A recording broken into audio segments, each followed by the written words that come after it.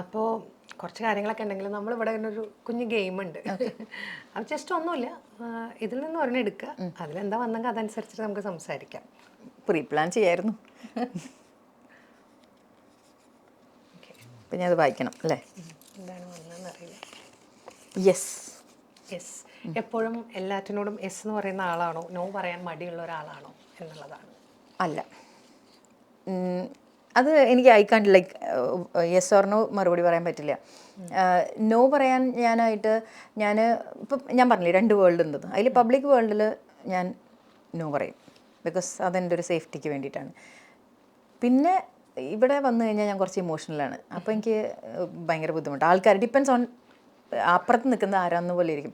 പക്ഷെ നോ പറയേണ്ട സമയത്ത് ഞാൻ നോ പറയുക തന്നെ ചെയ്യും. അതല്ലെങ്കിൽ നമ്മൾ ഇപ്പോൾ നിൽക്കണ ഈ ഒരു സോഷ്യൽ മീഡിയയിൽ നിൽക്കുന്ന സമയത്ത് വരുന്ന എല്ലാ വള്ളിയും എടുത്താൽ നമുക്ക് പിന്നെ അതിനൊരു പുറത്തു പോകാൻ ബുദ്ധിമുട്ടായിരിക്കും. ഓക്കെ, അപ്പോൾ that makes me A cruel person I guess. ഇല്ല, അത് റൈറ്റാണ്. വേണ്ടടുത്ത് പറയാൻ പറ്റണം. ഓവർ തിങ്കിങ് ആണോന്ന് ഞാൻ അല്ലാന്ന് പറഞ്ഞാൽ എൻ്റെ ഫ്രണ്ട്സ് എന്നെ പിടിച്ചടിക്കും. പക്ഷെ ഞാൻ ഒരുപാട് ചിന്തിക്കാറില്ല എന്തെങ്കിലും ഒരു കാര്യം. ഇപ്പോൾ ഒരു എക്സാമ്പിൾ, ഇപ്പം ഒരു സ്ഥലത്തേക്ക് പോകണം എന്ന് പറയുമ്പോഴേക്കും അതിനെക്കുറിച്ചിട്ട് തന്നെ കൂടുതൽ കാര്യങ്ങൾ. എന്നാൽ ഇൻസ്റ്റൻറ്റ് പ്ലാനും എനിക്കിഷ്ടമല്ല. പെട്ടെന്നൊരു ബാഗ് പാക്ക് ചെയ്ത് അത് ആൾക്കാർ ത്രില്ലിലൊക്കെ പറയും ലെറ്റ്സ് ഗോ ഒരു ബാഗ്, അത് പറ്റില്ല. എനിക്ക് കുറച്ച് പ്ലാൻഡ് ആയിരിക്കണം. എന്നാൽ പ്ലാൻ എന്ന് വെച്ചാൽ അതന്നെ ആലോചിച്ച് അയ്യോ ഞാൻ അങ്ങനെയൊന്നുമില്ല. ഒരു സ്ഥലത്തേക്ക് പോകണമെങ്കിൽ സേഫായിട്ട് അവിടെ എത്തി തിരിച്ചു വരേണ്ട ഒരു രീതിയിൽ എനിക്ക് ഭയങ്കര സർപ്രൈസസ് ഒട്ടും ഇഷ്ടമല്ല. ഓടി വന്ന് വീട്ടിലൊക്കെ എനിക്ക് ആ വീഡിയോസ് കാണുമ്പോൾ ഭയങ്കര ഇറിറ്റേഷനാണ്. ദൂരെ നിന്ന് ഒരാൾ വന്ന് പെട്ടെന്ന്, അതൊന്നും എനിക്ക് ഇഷ്ടമല്ല. അങ്ങനത്തെ സർപ്രൈസ് ഒന്നും എനിക്ക് വേണ്ട. ഭയങ്കര ഞെട്ടിപ്പിക്കുന്ന ഒരു സംഭവങ്ങളും വേണ്ട. ശരിക്കും വല്ല ഹാർട്ടിന് എന്തെങ്കിലും see what they are missing is ഒരാൾ വരുന്നു എന്ന് പറയുമ്പോൾ നമുക്ക് വരുന്നു എന്ന് ചിന്തിക്കുന്ന ഒരു സന്തോഷം ഉണ്ടല്ലോ, അത് അവർക്ക് ഡിനൈ ചെയ്യാണ്. നമ്മളിങ്ങനെ ഒരു സ്വപ്നം കാണും, നമുക്ക് പ്രിയപ്പെട്ട ഒരാൾ വരുമ്പോൾ അതെങ്ങനെയായിരിക്കും. ഇതൊന്നും ഇല്ലാണ്ട് പെട്ടെന്ന് ഉടുത്ത വേഷത്തിൽ വന്ന ഒരാൾ നിൽക്കുമ്പോൾ ഞാൻ പറയും എന്തായെന്ന് ചോദിക്കും. അതുകൊണ്ട് അങ്ങനെ തിങ്ക് ചെയ്യാല്ലേ. പക്ഷെ എനിക്ക് വളരെ ക്ലോസ് ടു ഹാർട്ടായിട്ടുള്ള ചില കാര്യങ്ങൾ മാത്രമേ ഉള്ളൂ, അതിനെക്കുറിച്ച് ഞാൻ കുറച്ചധികം ചിന്തിക്കും. അതല്ലാതെ ജനറലി ഓവർ തിങ്ക് ചെയ്ത് സമയം കളയരുതെന്ന് ചിന്തിക്കുന്ന ഒരാളാണ്. ഓക്കെ.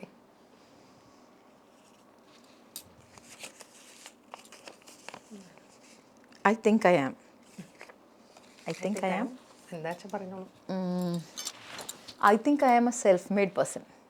മറ്റേ നിവിൻ പോളിയ സിനിമയിൽ പറഞ്ഞ ഒരു ഒറ്റയ്ക്ക് വഴി വെട്ടി ആ സാധനം. ഇത് ദ തിങ് ഇസ്, എനിക്ക് ഏറ്റവും വലിയ സന്തോഷം അല്ലെങ്കിൽ എനിക്ക് ഏറ്റവും വലിയൊരു സമാധാനം ജീവിതത്തിലുള്ളത് I owe nothing to no one. ഒരാളോടും എനിക്കൊരു കടപ്പാടുമില്ല. അതായത് നീ എനിക്ക് എന്തെങ്കിലും ഒരു ചാൻസ് തന്നാൽ അല്ലെങ്കിൽ നീ കാരണം എനിക്ക് അങ്ങനെ സാധനമില്ല. ആ തരുന്ന ഫ്രീഡം ഉണ്ടല്ലോ, അതൊരു ഭയങ്കര ഹെഡി ഫീലിംഗ് ആണ്. നിനക്ക് ഞാൻ കാരണം നീ ഇങ്ങനെയൊക്കെ ആയില്ലേ എന്ന് പറയാൻ ഒരുത്തനുമില്ല, ഒരാളും ഇല്ല, ഒന്നുമില്ല. എനിക്ക് വന്ന വഴികളും എനിക്ക് വന്ന കാര്യങ്ങളൊക്കെ ഞാൻ സ്വയം, ഞാനും ദൈവവും തമ്മിലൊരു ഒരു കമ്മ്യൂണിക്കേഷൻ. അപ്പോൾ if I owe something to someone, മാത്രമല്ല അങ്ങനെ പറയുവാണെങ്കിൽ അത് വേറൊരു കഥയുണ്ട്. I owe to SPB sir. പുള്ളിയാണ് എൻ്റെ ജീവിതത്തിലെ ഏറ്റവും വലിയ ഐക്കൺ. അപ്പോൾ എല്ലാവരും പറയാം അതൊരു ഫാൻഡമാണെന്ന്. ഫാൻഡമല്ല, ഹീ ഈസ് മൈ മെൻറ്റർ. പുള്ളിയെ നമ്മൾ ഈ ദ്രോണാചാര്യനും ഏകലവ്യനും കഥ പറഞ്ഞ മാതിരി പുള്ളിയെ ഞാനൊരു സ്ഥാനത്ത് വെച്ചിട്ട് പുള്ളിയാണ് ഞാൻ ഒരു ഐക്കണായിട്ട് കാണുന്നത്, ഒരു ബെഞ്ച് മാർക്കായിട്ട് കാണുന്നത്. പുള്ളിക്ക് ഇഷ്ടമാവോ ഇഷ്ടമില്ലേ എന്ന് ഞാൻ ചിന്തിക്കാറുണ്ട് എൻ്റെ ജീവിതത്തിൽ ഓരോ തീരുമാനങ്ങൾ എടുക്കുമ്പോൾ, ഒരാളോട് ഇടപഴകുമ്പോൾ. അതിൽ ഞാൻ ഏറ്റവും അധികം മെയിനായിട്ട് കാണുന്നത് പുള്ളി എത്ര മുന്നോട്ട് പോയെങ്കിലും എത്ര മുകളിലോട്ട് പോയെങ്കിലും പുള്ളിയുടെ ഒരു എളിമയുണ്ടല്ലോ, ആൾക്കാരോട് പെരുമാറുന്ന മ്യൂസീഷ്യൻ എന്ന രീതിയിലല്ല, എല്ലാവരും മ്യൂസീഷ്യൻ എന്ന രീതിയിലാണ് പുള്ളിനെ കാണുന്നതെങ്കിലും പുള്ളി ആൾക്കാരോട് ഇടപഴകി പുള്ളി ജീവിച്ചു വെച്ച ജീവിതം ഉണ്ടല്ലോ, അതാണ് എൻ്റെ മുന്നിൽ. അതിൻ്റെ ഒരു 0.01% ആവാനുള്ള ഒരു ശ്രമത്തിലാണ് ഞാൻ. We can be that perfect ഒരിക്കലും. പക്ഷെ എന്നാലും ഞാനിങ്ങനെ ആലോചിക്കും, പുള്ളി അത്രയും ഉയർന്നിട്ടും പുള്ളി ആൾക്കാരോട് ഇടപഴകിയിരുന്ന ഒരു രീതി, ആൾക്കാരോട് കാണിച്ചിരുന്ന സ്നേഹം, എളിമ, അതൊക്കെ ലൈഫിലല്ല അങ്ങനെ കാണിക്കാത്തവരെ ഞാൻ എൻ്റെ സുഹൃത്തുക്കളായിട്ട് പോലും, സുഹൃത്തുക്കൾ എന്നല്ല, അവരായിട്ടുള്ള കോൺടാക്റ്റും ഞാൻ വെക്കാറില്ല. അതുകൊണ്ട് എനിക്ക് ആൾക്കാരെ ഫിൽട്ടർ ചെയ്യാൻ പറ്റും. എത്ര ഉയരത്തിലുള്ള ആളെ അറിയുമെന്ന് ചോദിച്ചാൽ ആളെ ഞാനറിയും പക്ഷെ ആൾക്ക് എന്നെ അറിയില്ല. കണ്ടിട്ടുണ്ട്. So sweet. അത് ഞാൻ നിങ്ങളോട് പറയണത് വെച്ച് കഴിഞ്ഞാൽ അതൊരു ഭയങ്കര രസമായിട്ടുള്ളൊരു കാര്യമാണ് പറഞ്ഞത്. നമ്മൾ അറിഞ്ഞിട്ടില്ലെങ്കിലും ചില ക്വാളിറ്റീസ്, ചില കാര്യങ്ങൾ നമ്മൾക്ക് എടുത്തു വെച്ചിട്ട് അതെനിക്ക് ഒരു രസകരമായിട്ട് അല്ലെങ്കിൽ ഒരു ഇൻട്രസ്റ്റിംഗ് തോന്നിയ കാര്യം, ആൾക്കത് ഇഷ്ടാവോ അല്ലെങ്കിൽ ഇങ്ങനെ ചെയ്താവോ എന്നൊരു കാര്യം. അത് നമ്മൾ പക്ഷെ ഒരു കാര്യമുണ്ട്, നമ്മൾ കാണുന്ന എല്ലാ ഇഷ്ടപ്പെടുന്ന ആൾക്കാരെ അങ്ങനെ വെക്കരുത്. Because there are people with flaws. നമ്മൾ ഇപ്പോൾ ഞാൻ ആലോചിച്ച് നോക്കി, മരിച്ചു ഇത്രയും നാളായി, പക്ഷെ ഈ ഞാൻ അത്രയും വെയിറ്റ് ചെയ്തു. ഈ ലോകത്ത് ഒരിക്കൽ പോലും ഒരാൾ പോലും ഒരു നെഗറ്റീവ് ആയിട്ട് പുള്ളിയെക്കുറിച്ച് ഒരു കാര്യം പറഞ്ഞ് ഞാൻ കേട്ടിട്ടില്ല. അത്രയും പെർഫെക്റ്റ് ആയിട്ടുള്ള ഒരാളെ ഞാൻ ഈ ലോകത്ത് വരെ കണ്ടിട്ടില്ല. ബിക്കോസ് എത്ര മഹാത്മാവായിട്ടുള്ള ഒരു മനുഷ്യനായിട്ടുള്ളായാലും മരിച്ചു കഴിഞ്ഞാലോ അല്ലെങ്കിൽ മരിക്കുന്നതിന് മുമ്പോ എന്തെങ്കിലും ആർക്കെങ്കിലും കുറ്റം പറയാനുണ്ടാവും, പൊളിറ്റിക്കലിയോ ഒരു ആവശ്യമില്ലാതെങ്കിലും കുറ്റം പറയാനുണ്ടാവും. പക്ഷെ ഇങ്ങനെ അങ്ങേർക്കില്ല. അപ്പോൾ അതുകൊണ്ട് എന്താ, നമുക്ക് കണ്ണടച്ച് പുള്ളിനെ ഒരു സ്ഥാനത്ത് പ്രതീക്ഷിക്കാം. അങ്ങനെയുള്ള ആളുകളെ കണ്ടുപിടിക്കാൻ നിങ്ങൾ ശ്രദ്ധിക്കണം, അല്ലെങ്കിൽ അവരുടെ ഫ്ലോസ് അങ്ങനെ പകർത്തും. അപ്പോൾ ഇതങ്ങനെ ഒരു മനുഷ്യനാണ്. അപ്പോൾ ഇതൊരു സൈക്കോളജിക്കൽ സ്റ്റഡിയിലേക്ക് വേണമെങ്കിൽ കൊണ്ടുപോകാം. ബിക്കോസ് നമ്മൾ ഈ തനിയെ മുന്നോട്ട് പോകുന്ന ആളുകൾക്ക് നമുക്ക് ആരെങ്കിലും ഒരാൾ വേണം.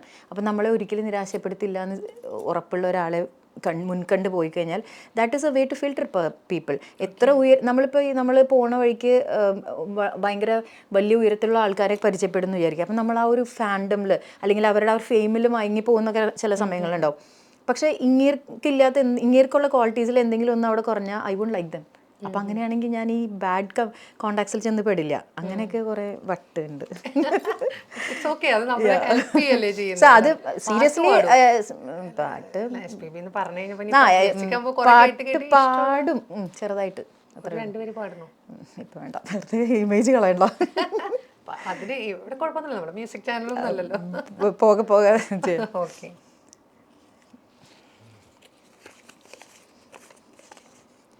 I just hate. അയ്യോ, ഞാനങ്ങനെ ഒന്നും ഹേറ്റ് ചെയ്യാതിരിക്കണം എന്ന് ആഗ്രഹിച്ച് ജീവിക്കുന്ന ഒരാളാണ്. അങ്ങനെയൊന്നും പറ്റാറില്ല. പക്ഷെ എന്നാലും പ്രിട്ടൻഷ്യസ് ആയിട്ടുള്ളത് എനിക്ക് ഭയങ്കര ഇഷ്ടമല്ലാത്തൊരു പരിപാടിയാണ്. എന്താണ് അതല്ല എന്ന് കാണിക്കുന്ന, അല്ലെങ്കിൽ ഇതിനേക്കാളും ആണ് ഞാൻ കാണിക്കുന്ന ആ സംഭവം എനിക്ക് ഭയങ്കര ബുദ്ധിമുട്ടായി തോന്നുന്നു. ഡബിൾ സ്റ്റാൻഡേർഡ്സ് ഉണ്ടല്ലോ. നമ്മുടെ അടുത്ത് ഒരു കാര്യം കാണിക്കും, എന്നിട്ട് അത് മാത്രമല്ല ഭയങ്കര ബുദ്ധിമുട്ടാണ് അത് മെയിൻറ്റെയിൻ ചെയ്ത് പോകാൻ. എനിക്ക് അവരെ കാണുമ്പോൾ വലിയ സഹതാപം തോന്നാറുണ്ട്. എന്തിനാത്ര കഷ്ടപ്പെടണേ, നിങ്ങൾ എന്താണോ അതുപോലെ ജീവിച്ചാൽ പോരെ. അതുകൊണ്ട് അതെനിക്ക് വലിയ ബുദ്ധിമുട്ടാണ് സഹിക്കാൻ. ചിലപ്പോൾ ഞാൻ പോയിന്റ് ഔട്ട് ചെയ്യും, പക്ഷേ ആൾക്കാർ എന്തിനാ വെറുതെ എന്ന് വെച്ച് വിടാറുണ്ട്. പക്ഷേ I just hate it being പ്രിറ്റൻഷ്യസ്.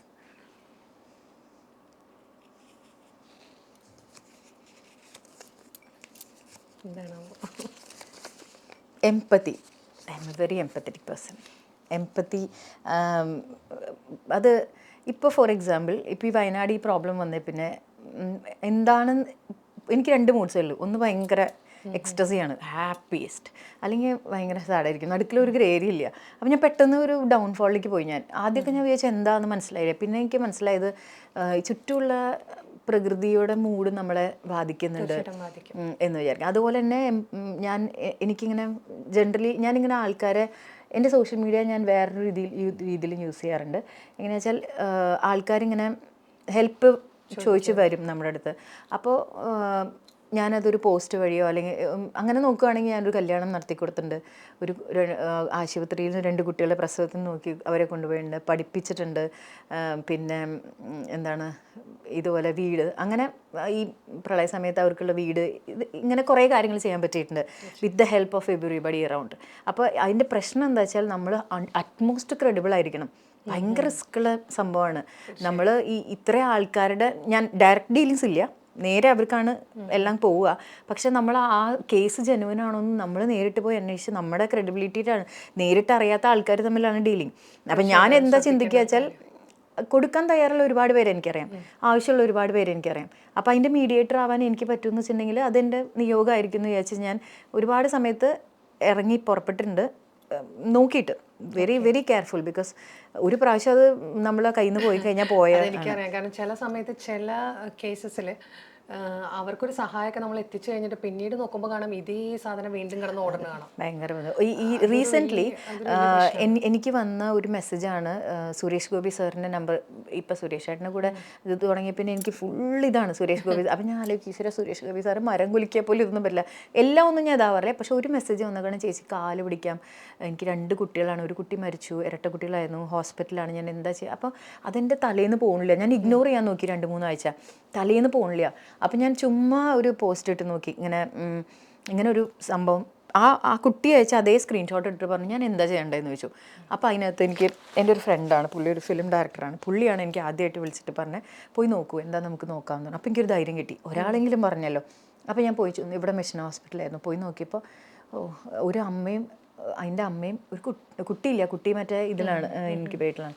ഈ അമ്മയും ഈ കുട്ടിയും അവർ ഇരിക്കുന്ന അവസ്ഥ ഉണ്ടല്ലോ, എന്താണെന്ന് അവർക്ക് ഒരു പിടുത്തമില്ല. 4 ലക്ഷം രൂപയുടെ ബില്ലാണ് കയ്യിലുള്ളത്. എന്താ നാളെയെന്ന് ഒരു പിടുത്തമില്ലാണ്ട് ഒരു വാർഡിൽ പ്രസവിച്ച ഉടനെയുള്ള കുട്ടി ശോഷിച്ച് ഇങ്ങനെയായി. ഒരു കുട്ടി മരിച്ചിട്ട് അതൊന്നും ചിന്തിക്കാനുള്ള സമയമില്ല, പേടിച്ചിട്ട് ഈ പ്രഷർ കാരണം. അപ്പം ഞാൻ പോയി നോക്കിയപ്പോൾ സത്യസന്ധമായിട്ടുള്ള കാര്യമാണ്. അപ്പോൾ ഞാൻ തിരിച്ചു വന്നിട്ട് പറഞ്ഞു ഇങ്ങനെ ഞാൻ പരിചയപ്പെട്ടു, അവരെ കണ്ടു, ഇത് ജെന്യുവനാണ്, നമുക്ക് എന്ത് ചെയ്യാൻ പറ്റുമെന്ന്. എനിക്ക് ഇപ്പോഴും വിശ്വസിക്കാൻ പറ്റുന്നില്ല. പിന്നെ ഈ കുട്ടി അതിൽ കിടക്കുന്നതോറും ബില്ല് കൂടി വരികയാണ്. ഞങ്ങളത് ക്ലോസ് ചെയ്യുമ്പോഴേക്കും 7 lakhs ആയിട്ടുണ്ടായിരുന്നു. ആ 7 lakhs ഒരു മാസം കൊണ്ട് എനിക്കത് ചെയ്യാൻ പറ്റി. അപ്പോൾ